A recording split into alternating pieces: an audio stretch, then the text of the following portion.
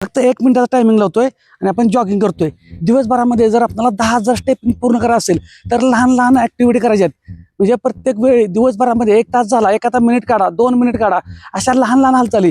आता हे जॉगिंग केल्यामुळे काय होतंय, स्टेपिंगला काय चालण्यापेक्षा हे जर स्पीडमध्ये थोडंसं जॉगिंग केल्यामुळं स्टेपिंग आपल्याला लवकर कव्हर होणार आहेत दिवसभरातल्या म्हणतोय मी. त्यामुळे प्रत्येक 1 तासानंतर जसा वेळ मिळेल तसं तुम्हाला हालचाली करून घ्यायची आहेत. आपल्या हातात आहे की आपण कशा हालचाल करून घ्यायचा. ज्यांना स्वतःचं आरोग्य जपायचं आहे, पोट कमी करायचं आहे, वजन कमी करायचं आहे, ते हे नॅचरल पद्धतीनं घरचं खाऊन घरच्या आहारातली माहिती ऐकून त्यांनीच फॉलो करा. कारण काय होतं, बऱ्याच वेळा कन्फ्यूज होत जाऊ नका.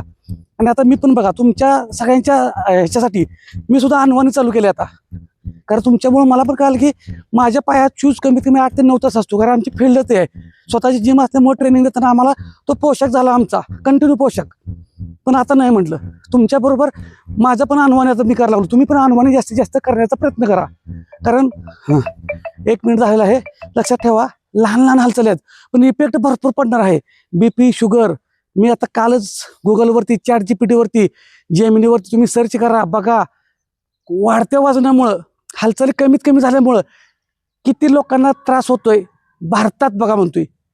घरात राहू दे, भारतात ते तुमच्या लक्षात येईल. त्यातला नंबर आपल्याला लागायला. त्यामुळे हालचाली करायच्या आहेत.